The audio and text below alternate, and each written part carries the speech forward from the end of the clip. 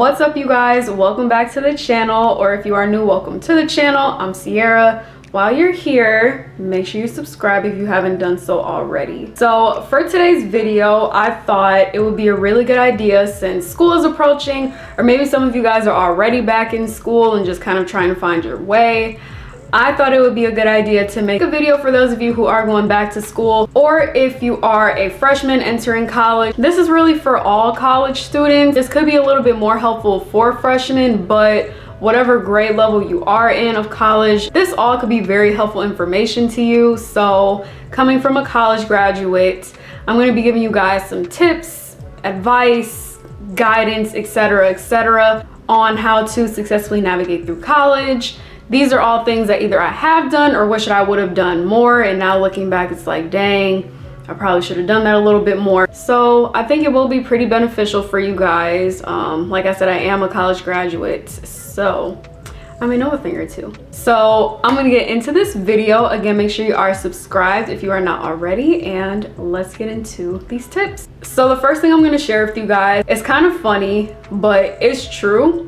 And by the way, I have all my tips on my phone. So the first thing is, this is gonna sound kind of bad, but it is true, and it's be friends with someone who has a car. Now, if you are someone like me who went to college in Wisconsin, or if you are in Minnesota or anywhere that snows or is cold, and let's say maybe you are going to be living on a really big campus, or if you need to go somewhere like grocery shopping, if you're living off campus, or if you just want to go out, whatever it is, you need a car, or you need a friend who has a car. I was the friend that had a car, so a lot of people looked to me to drive them places, which it was up to me if I let them in my car or not. But what I'm saying is, if you want to get to and from places, again, especially if you live on a really big campus, or if you're someone who likes to go different places and you want to kind of explore, if you're going to college out of state and you're unfamiliar with the area especially, it wouldn't hurt to have a car or be friends with someone who has a car, just so you can get from point A to point B. Or if it's like a really cold day, or if it's snowing outside, if it's raining outside and you don't want to walk to class in that weather, be friends with someone who has a car. Or if you're able to, again, get your own car so you're able to drive to class and you don't got to be out in the cold, rainy, crappy weather, whatever it may look like. So I know it sounds a little bit funny. It may sound like you kind of using somebody, but I mean, it's beneficial. If you don't have your own car, try to be friends with someone who has a car, so you have a means of transportation while you're away at school. The next tip is to get involved. Now, I cannot speak for everybody's college experience, of course, but I can speak for my own. When I was in class, it's not like high school, it's not like middle school, it's not like elementary, where you're sitting next to people and you're like having conversations with them and chit-chatting and gossiping with them in class. It was never like that for me. Majority of the friends that I made were from me being involved in Black Student Union, joining a sorority. I mean, that was really all that I did in college. I really didn't do a whole lot, but me being in the sorority, that took up a ton of my time, and that's where I met majority of the people that I know now. So I find it really helpful to get involved in different clubs, organizations. If you want to do Greek life, do Greek life, but really get involved and make friends outside of class. Because in class, you really want to be focused on your work. You really want to be focused on what the professor is saying, because depending on the type of professor you get, you could either get a really nice one who's understanding and a little bit more patient if they have people chit-chatting in the class, or you may have a really strict professor who isn't as flexible, won't really give you the time of day, won't be understanding, and it's just like, oh, well, you want to talk in my class? Well, that's on you. So I didn't really make a lot of friends from my classes. I wasn't really worried about making friends in class. So I would say to get involved, find something that you like to do, try something new. I know at my school we had a bunch of different clubs and organizations. I know there were like political clubs, they had LU, which is Latinos Unidos, psychology club, like they had different clubs for different majors, all kinds of stuff. You could even make up your own club, honestly. So get involved, you guys. That's like the best thing I did in college, was get involved. Because if I hadn't, I would have been real lonely, because I don't talk to people like that. So get involved. The next thing I want to share isn't really a tip, but it's I guess, a source of reassurance, and that is you do not have to finish college in 4 years.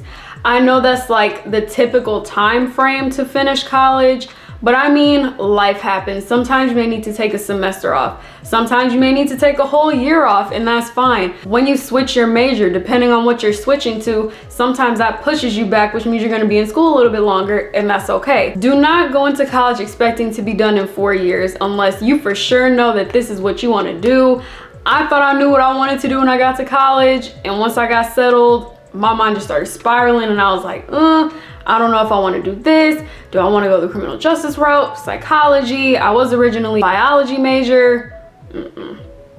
I couldn't hang. If you could hang as a bio major, congrats. Kudos to you. I could not. So it's okay if you don't finish college in 4 years. If your family is saying, oh, you need to be done in 4 years, or why aren't you done yet? Like, especially if they haven't been in college themselves, like, they don't know nothing about college life, okay? Things change. Like I said, life happens. Your mind changes. You're kind of figuring out yourself. You really learn about yourself. You become really independent, and you really learn who you are and figure out what you want to do, and that's fine. So it's okay if you don't finish college in 4 years. It's okay. The next thing is a pretty basic one, but it's really, really helpful, and it's to use a planner.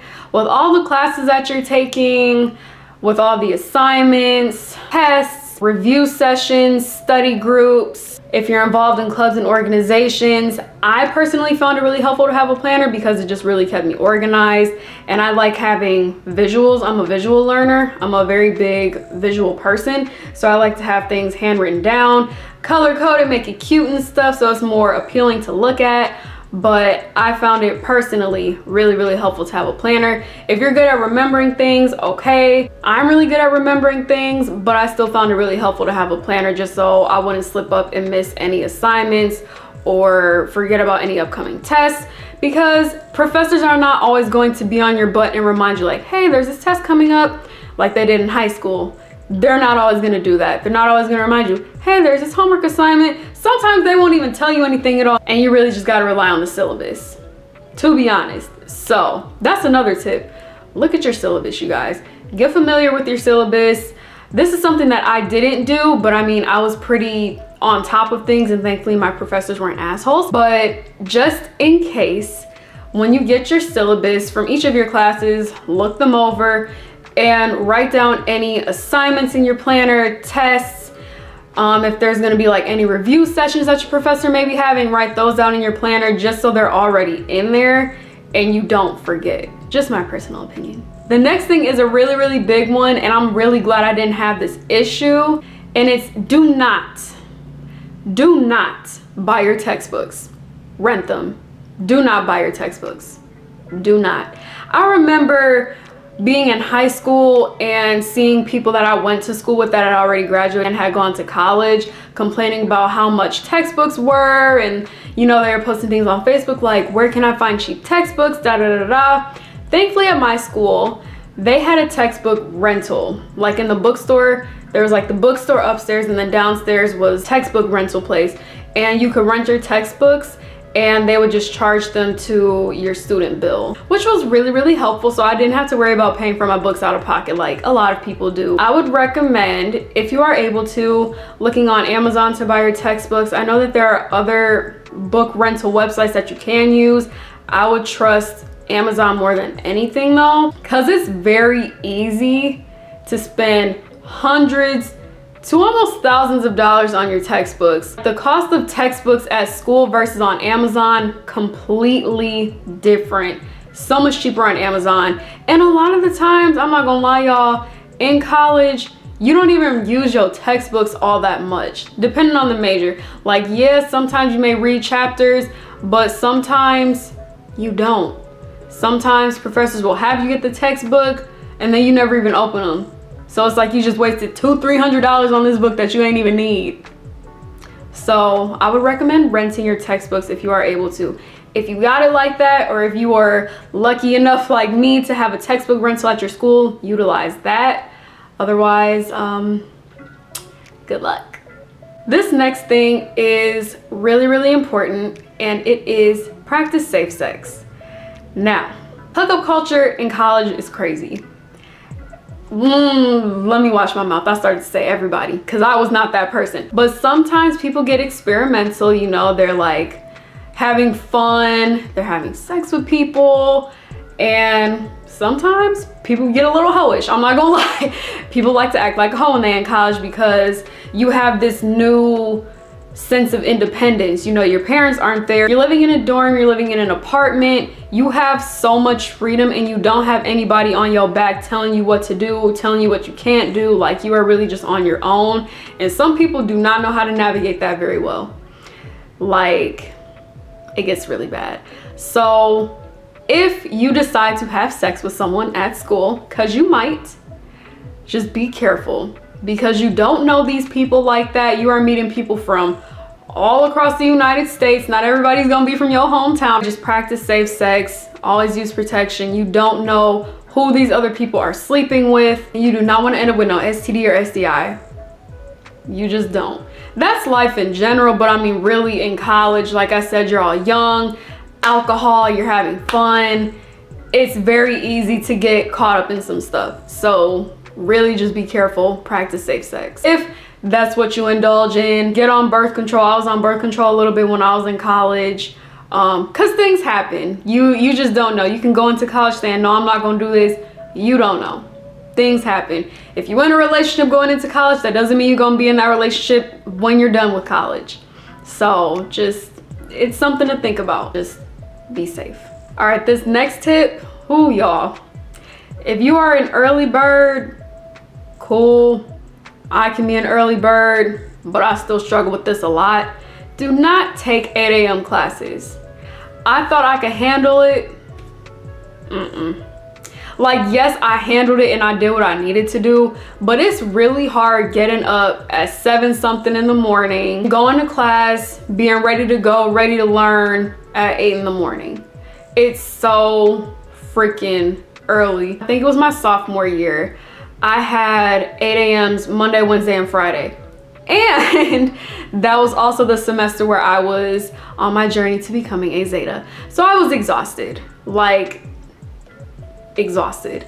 So if you really think you can handle it, okay, try it out, see if it's your thing. Me personally, it didn't help that it was 3 times a week either, Monday, Wednesday, Friday. That did not help at all. So if it's like once a week and you think you can handle it, okay. If you really think you can handle doing an 8 a.m. class, go for it. My personal experience, I would say no. But my whole thought process in college was, if the classes were available in the morning, I would like to take them in the morning just so I could have the rest of the day to myself and not have to worry about going to class in the afternoon or in the evening. That was just me and why I did it. So that's also something to consider too. If you're fine with doing classes later in the afternoon or in the evening, do you? I prefer to get my stuff done early on in the day so I wouldn't have to worry about it later on. The next thing, which I really wish I would have done more, is network. When you're in college, you're going to meet so many different people. Like, you could literally become friends with someone who's gonna end up in the NBA or in the NFL, someone who's gonna be a lawyer, someone who's gonna be a doctor. You are going to meet so many different people. And it's so important to create those relationships with people because you never know how life is gonna go. You never know who or what you're gonna need in the long run. Life is unpredictable. You may end up needing a lawyer for God knows what, a divorce, a crime, I don't know. But you may end up needing a lawyer. Hopefully it's not for a crime though. Don't do that. But you may need a lawyer and you can't afford one, but your new BFF or your roommate in college is a lawyer now. And you could hit them up and they could help you for cheap or for free. So really network, utilize your resources while you're in college. Really take advantage. Like, there are so many resources. At least at my college, we had a lot of resources, a lot of different people you could talk to for different things. So I would really just say network, because you never know what opportunities are going to present themselves, and you'll never know what those opportunities may be if you don't put yourself out there and try to form those relationships with different people. Like, yes, have that friend group, but also form relationships outside of that friend group, because again, you just never know. It's really beneficial to network. The next thing is a really important thing. I feel like it doesn't need to be said, but for those of y'all who don't know, especially freshmen, because y'all gonna be curious. Y'all gonna want to go to events at night. Y'all gonna want to go out and party at night on the weekends. Travel in groups. When you are away at college, you are not gonna be in some like gated area where no one else is allowed. Yes, there may be some places where you'll need your student ID to get into, like maybe your dorm, for example, but a lot of colleges are just open and it's very easy for people to just find their way in. I mean, you gotta walk from classes. Like there aren't gonna be any gates or fences up blocking off streets and roads just so the students can like go from class to class. People can very easily wander their way onto campus.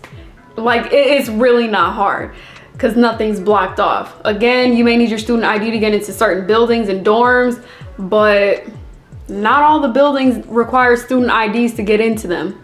So just be careful. I recommend getting pepper spray. I got pepper spray when I was in college just because you never know. People be out here, people are crazy, people are weird, people get sexually assaulted, people get raped, especially for women. When you're out at night, just be careful. But that goes back to my first point. Get you a friend that got a car. So you don't gotta be out walking the streets late at night when you get done at the club or whatever. Or if you don't got money to pay for an Uber, maybe you don't even have Uber or Lyft in your town. So just travel in groups, get some pepper spray, get a taser, keep a pocket knife on you or something to protect yourself, and just be careful when you're traveling alone at night. And my last tip for you guys, which is super, super important, and I really wish I would have taken more advantage of, is go to office hours. So office hours are times of the day that your professors offer for you to basically come to their office, talk to them if you need help with homework, if you are struggling in the class, maybe if you want to go over a test, to go over what you got wrong so you can have a better understanding, or just in general go to office hours just so your professor can know who you are. The college that I went to, my school was considered a smaller college. That being said, our classes were smaller sizes, so it wasn't difficult for the professors to know who their students were. But I mean, still, whether you go to a small university or a larger university, I would recommend still just going to your professor's office hours and putting a face to a name, getting to know your professor, letting your professor get to know you. Still kind of come up with the reason to go there, not just like, hey, so I just wanted to get to know you. Tell me about yourself. This is what I can tell you about me. No, like that's kind of weird. Come up with some sort of excuse to go there. And utilize them a lot. That way you're showing the professor that you actually care about what's going on in the class. You're building that relationship with your professor, and then you never know, towards the end of the semester, if you're not doing too hot, maybe they could bump your grade up so you can pass and you ain't got to retake that class. Take advantage of them office hours, y'all. Take advantage. So those are all of my tips and pieces of advice and guidance and reassurance that I have for you guys. If you are going back to college or if you are an incoming freshman, just really take advantage of your college experience. I really, really miss college. College was super, super fun until COVID hit and ruined my experience and took away my graduation. But anyway, really take advantage of when you're in college. Make sure you take advantage of all the tips that I told you guys today, and you guys will be just fine. For those of you who are in college, or if you are a college graduate, if you have any other tips that I left out or any other things that you guys did while you were in college that helped you to be successful, comment those down below. Help each other out. We all want to win, okay? We all want to win. We all should win. So any other thoughts that you guys have, comment those down below. So if you enjoyed today's video, be sure to give me a huge thumbs up. Make sure you are subscribed to the channel if you are not already. Click the bell so you receive notifications every time that I post. Make sure you are following me on Instagram. That username will be in the description box down below. And I will see you guys in my next video. Okay, bye.